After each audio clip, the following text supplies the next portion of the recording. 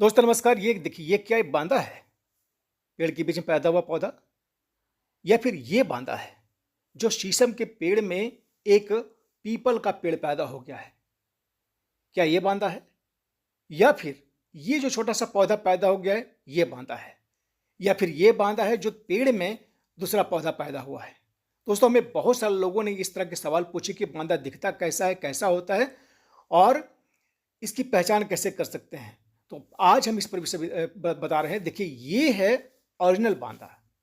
इससे पहले भी जो आपने देखा, एक जो हमने दिखलाया आपको, ये देखिए, ये बांदा है। इसका बीच वाला भाग जो गोल वाला देख रहे हैं, ये बांदा का जो बीच वाला भाग होता है, वो गांठ इसको कहते हैं, वो है।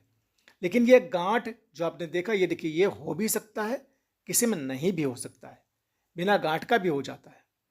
तो ठीक है, तो ये बांदा, ये ओरिजिनल बांदा है। ठीक है, ये जो है ये ओरिजिनल बांदा है, और इसके बीच में एक गांठ हमने आपको दिखलाया। ये इसकी पत्तियां आपको हम दिखला रहे हैं, पौधे के दिखला रहे हैं, ताकि बढ़िया से आप समझ सकें कि ये जो है कैसा होता है आपका बांदा। ठीक है, ये देखिए, यहाँ पूरा पत्तियां इसकी नजर आ रही हैं। ठीक है, तो ये है बांदे की पत्तियां। इसलिए जो हमने आपको जो दिखलाया था ना पहले, ये देखिए, ये आंवले का बांदा है, तो ये इस तरह प्रकार से ये बांदा नहीं है। ठीक है, ये बांदा नहीं है जो नजर आ रहा है, ये भी बांदा नहीं है। ठीक है, कंफ्यूज नहीं होना, कंफ्यूजन नहीं हो, इसलिए हम पूरा वीडियो बना रहे हैं। ये देखिए, ये बांदा नहीं है, ये भी बांदा नहीं है, बांदा ये भी आपका नहीं। लेकिन आंवले के बीच में देख रहे हैं जो, देखिए, आंवले का पौधा और इसके बीच बीच में जो पत्तियां देख रही हैं, वो है असली बांदा। ठीक है, ये है आपका असली बांदा। बांदा की पत्तियां देख लीजिए। ठीक है, देख रहे हैं, इसकी पत्तियां बहुत हरे कलर की हैं, बहुत ही डीप कलर जिसको कहते हैं वो हैं। और ये आंवले का बांदा है। आंवले का बांदे की पत्तियां आपको हम दिखला रहे हैं। चलिए, एक और गांठ देखिए, नजर आ रहा है आपको? ये देखिए, गांठ इसमें पड़ गई है। आंवले के बांदे में जो है वो गांठ पड़ती है, बाकी सब में गांठ पड़ भी सकती है, नहीं भी पड़ सकती है।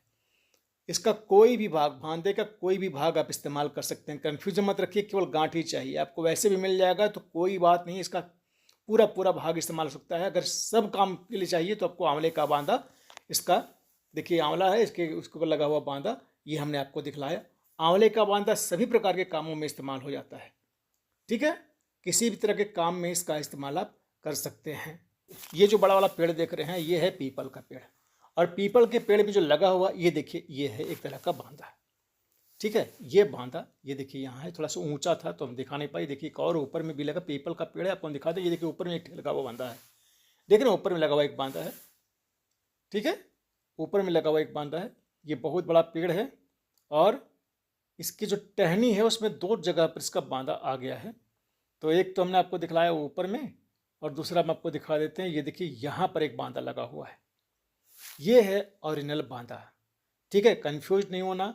बांदा इस तरह का रहेगा, झाड़ीनुमा रहता है, जनरली घना रहता है। इसकी पत्तियां बहुत हरी होती हैं, कई तरह का होता है। पीपल का बांदा हम अश्विनी नक्षत्र में लाते हैं, और ये जिसके पुत्र नहीं होते उसके लिए मतलब वरदान की तरह होता है, और वो उसके घर में जरूर पुत्र की उत्पत्ति होती है, ये माना जाता है।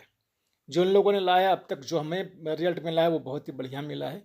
तो अगर जिसके घर में कुछ इस तरह की समस्या है, वो इसका इस्तेमाल कर सकते हैं। ये पीपल का बांदा है दोस्तों, कई जगह इसमें लगा हुआ है, तो हम आपको बार बार फोकस करके दिखा रहे हैं ताकि आप देख सकें इसको। आपका आम का बांदा है।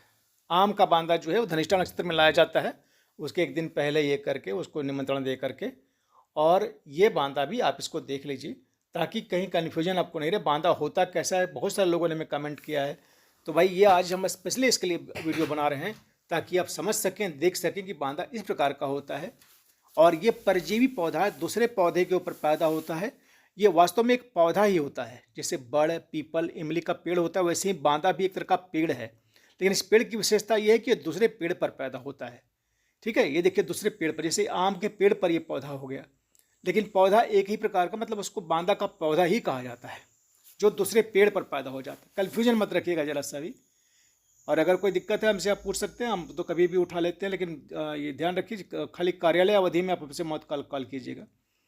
कार्यालय अवधि मतलब 10 बजे से पहले सुबह में कीजिए, और शाम में 7 बजे के बाद कीजिए, हम कॉल का रिसीव कर लेंगे। तो ये आम का बांदा है, और ये मतलब जिसके घर में पति पत्नी के बीच में अगर संबंध नहीं रहता हो बढ़िया, तो उसके लिए इस्तेमाल किया जाता है और बहुत ही प्रभावी बांदा इसको माना जाता है भाई। इसके लिए तो बहुत लंबी लाइन लगती है हमारे यहाँ। प्रकार से एक और बांदा है जो पलाश का बांदा है। देखिए पलाश का बांदा, और ये कई प्रकार का बांदा आपको हम दिखा रहे हैं। देखिए पलाश का बांदा है, देख रहे हैं, ये पलाश का बांदा है। पलाश के पेड़ में जो लगा हुआ बांदा है, बहुत करीब से इसको हम दिखाने की कोशिश कर रहे हैं ताकि आप इसको देख लें, समझ लें कि बांदा कैसा होता है और कहीं भी आपको कन्फ्यूजन नहीं हो। भगवान करें हर किसी का काम बने। इसे फागुन में यानी कि होली के दिन इसको लाया जाता है, एक दिन पहले निमंत्रण देकर। और ये देखिए ये इसका बांदा है, पलाश का बांदा दुर्लभ बांदा माना जाता है। सारे बांदा ही दुर्लभ होते हैं, लेकिन ये जी वो है पलाश का बांदा। देखिए इसके गांठ को हम दिखाने की कोशिश करेंगे। देखिए गांठ इसकी नहीं होकर के मतलब एक बड़ा सा ये हो गया है, जड़ें इसकी जो है वो बाहर निकली रहती हैं। ठीक है, तो ये है पलाश का बांदा। तो दोस्तों कई प्रकार के बांदा, हमने कन्फ्यूजन आपको क्रिएट मत कीजिएगा। ये बांदा इस प्रकार का होता है और कहीं दूसरे प्रकार का बांदा नहीं होता। फिर भी अगर आपको कोई कन्फ्यूजन हो, एक बात सदैव याद रखिए कि जब तक बांदा जब भी लाना हो, एक दिन पहले निमंत्रण दे लें। उसके जो निमंत्र है, मंत्र के अतिरिक्त किसी और से मतलब नहीं लें, मंत्र से अभिमंत्रित करके तभी लाएं।